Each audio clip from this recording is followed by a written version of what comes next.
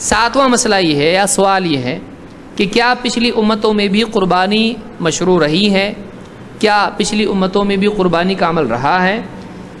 تو اللہ تعالیٰ ہی اس کا جواب دیتا ہے۔ اللہ فرماتا ہے وَلِكُلِّ أُمَّةٍ جَعَلْنَا مَنْسَكًا، ہم نے ہر امت کے لیے قربانی رکھی ہے۔ منسک آپ نے دیکھا نسک کا لفظ کس لیے استعمال ہوتا ہے؟ وہ قربانی کے لیے ہوتا ہے۔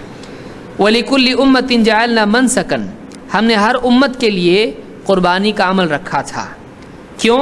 لِيَذْكُرُوا اسْمَ اللَّهِ عَلَى مَا رَزَقَهُم مِّن بَهِيمَةِ الْأَنْعَامِ، تاکہ لوگ اللہ کا نام وہ چوپائے جو ہم نے ان کو دیے ہیں بطور رزق جو چوپائے ہم نے ان کو دیے ہیں ان پر اللہ کا نام وہ لی۔ تو اللہ نے جو جانور انسان کے تابع کیے ہیں ان جانوروں کو ذبح کریں، اور ذبح کرتے وہ کیا کریں؟ وہ اللہ کا نام لیں۔ اللہ تعالیٰ نے ایسا دن ہر امت میں رکھا ہے جو قربانی کا دن تھا۔ یہ سورہ الحج کی آیت نمبر 34 ہے۔ ابن الجوزی کہتے ہیں اپنی تفسیر زاد المسیر میں والمراد من الآیۃ ان الذبائح لیست من خصائص هذه الامہ، قربانی کرنا، ذبح کرنا جانوروں کو یہ صرف اس امت میں نہیں تھا، اس امت میں نہیں ہے، بلکہ اس امت کے خصائص میں سے نہیں ہے۔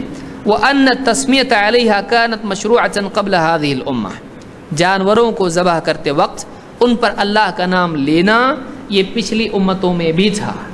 تو اللہ نے اس امت میں بھی جانور ذبح کرنے کا دن رکھا، خاص طور سے دوسرے اوقات میں تو ذبح ہوتا ہی رہتا ہے، لیکن اپنی طرف سے اللہ نے دن رکھے تاکہ لوگ اللہ کا نام لے کے جانور قربان کریں اللہ کی خاطر۔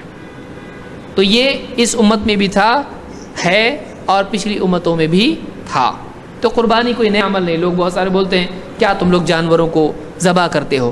تو آپ دیکھیں جو لوگ آج انکار کرتے ہیں اور اس کو جیو ہتیا وغیرہ کہتے ہیں، انہی کے دین میں آپ دیکھیں، ماضی میں پچھلے ان کے اٹھا کے کتابیں دیکھیں، ان میں آپ کو ملے گا کہ وہ بھی چاہے اپنے دیوتاؤں کو خوش کرنے کے لیے ہو، ان کی کتابوں میں بھی جانور کا ذبح کرنا آپ کو ملے گا۔ وہ اگرچہ جائز نہیں کہ غیر اللہ کے نام سے ذبح کیا جائے، لیکن ان کے یہاں بھی جانور ذبح کرنا آپ کو ملے گا۔ یہ اور بات ہے کہ آج جا کے وہ لوگ نہیں بول رہے ہیں اس کو۔ تو جانوروں کا ذبح کرنا تمام ملتوں میں رہا ہے۔